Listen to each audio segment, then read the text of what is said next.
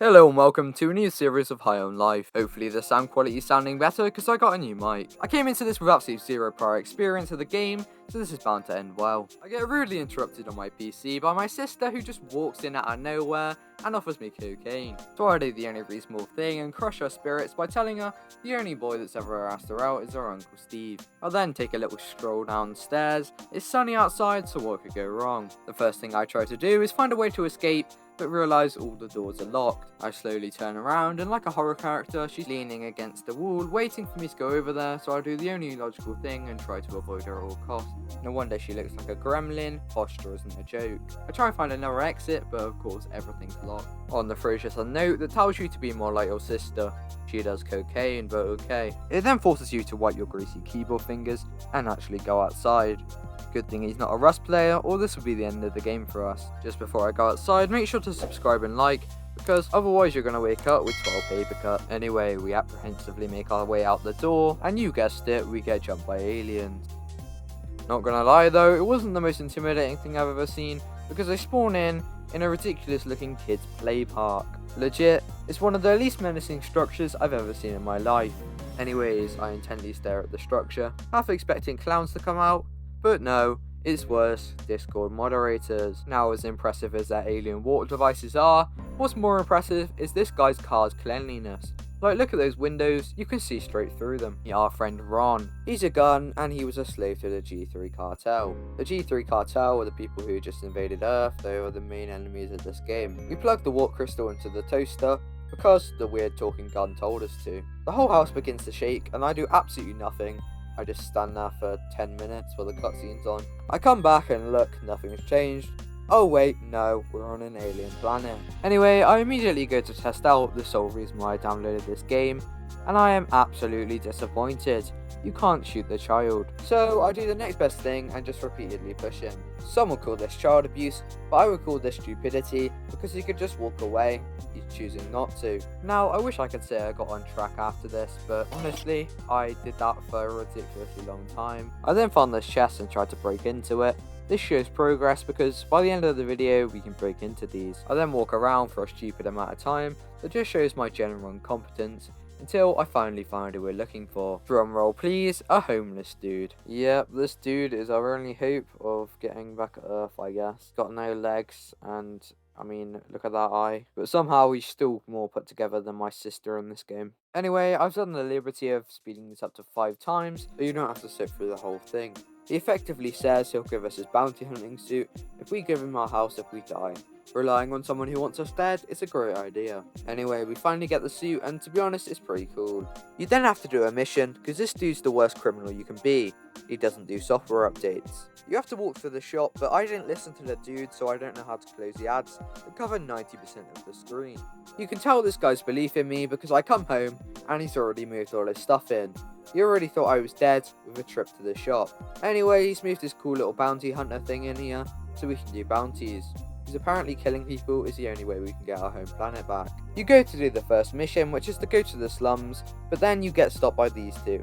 They won't let you in unless you tell them which one's better looking. Let's be honest, they're both mid. I pick the one that looks like it's the least likely to ever talk to me again, and I get on with my day. Anyway, we're into the slums, and I find this weird door that I stand behind, and I pretend I'm a pizza delivery guy or something. After talking to them for a while, they finally let you in to their weird ass room, and they're selling this strange knife.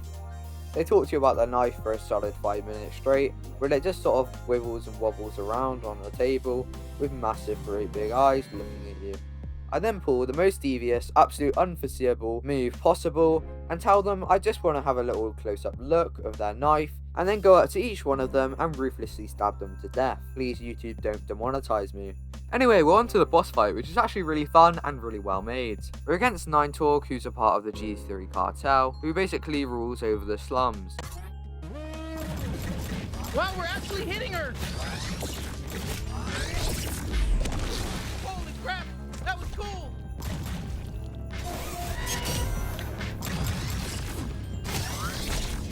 Come on, admit it, we're hurting you! I mean, her attack pattern basically stays the same for the first part of the battle, and if you hit her with the gloop module, you can actually get her to fall over so she can't actually do anything temporarily. And she starts with this weird ass beam thing, which to dodge, all you gotta do is go behind a box. Sludge tastes like shit! Yeah, so stop diving into it! Shit, she's filling the place with sludge! Stay in the air! She then goes a bit psycho and starts filling up the entire room with this weird green sludge stuff. Obviously you can't touch the green sludge stuff, so all you gotta do is use your knife to stay above the ground. Did you know that? I'm not just all about stabbing. Well, I'm mostly all about stabbing and tethering, but I can also deflect attacks. Finally, she lets you go back down to the platform for the final time. Basically, you just gotta do as much damage as you possibly can do to her, and you can also deflect the balls right back at her, which startles her. But one of her final attempts of survival, she goes under the water and keeps popping up and making the platform smaller, but if you kill her fast enough, this doesn't really matter, and she only destroys a few bits of it. It's me, Vitor! Kill my shitty clone! I'm rooting for you! Ooh, incoming laser! Laser just for you! She then does the same thing she's been doing for the rest of the fight, which is just turn all the ground to sludge again. It's not too hard, all you gotta do is do the same thing you did before, just keep it above the ground.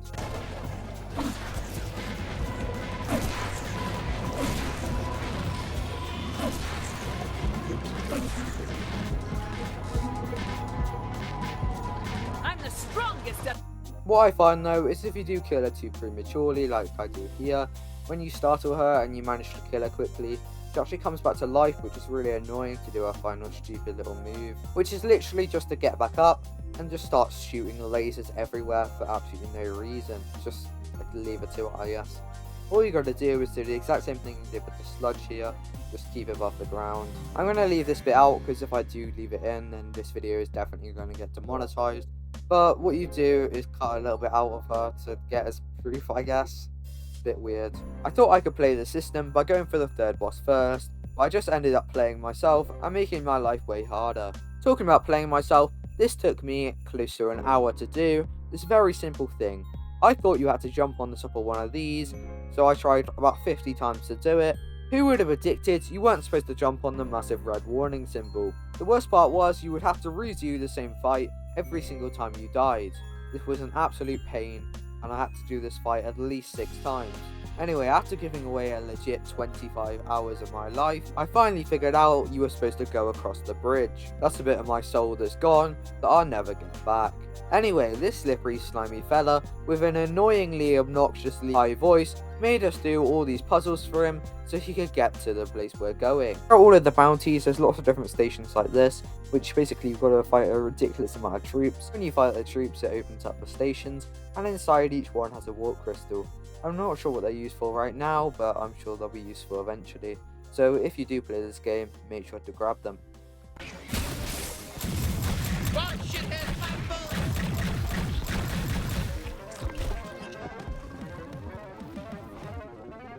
After you stop gang violence by killing every single gang in the entire town, this guy will let you through into the city. After I had an absolute whale of a time playing with that, I had to get down to business. First of all, you gotta find the elevator, which, I mean, isn't too hard when there's a massive sign marked elevator. Now, to be honest, I didn't actually know how to make the elevator go down, and I didn't even know if this was part of the elevator, but if I see a big red button, I'm gonna click it. And the only thing that was more scary than Douglas's threat, My name's Douglas, the T3 Chief of Training and Torture. was this dude's attitude. He's so mean for no reason, like he has no chill. Yeah, keep it moving, fucko! You really didn't buy nothing?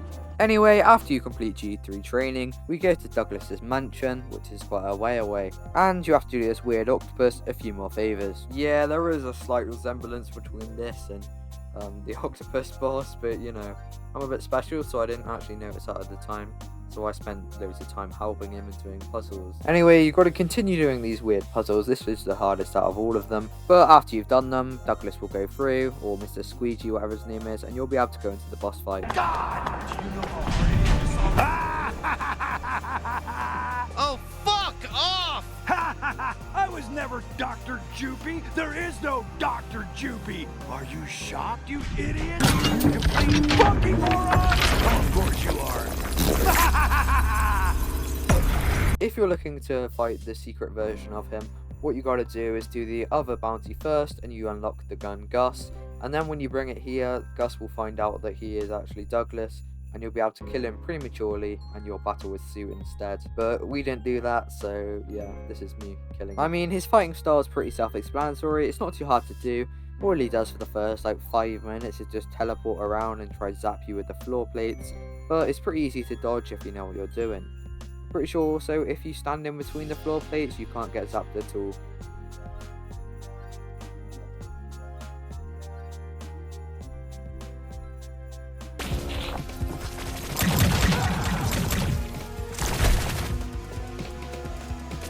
I can't believe you Hans Grubered us! You sick fuck who trusted Dr. Jupy!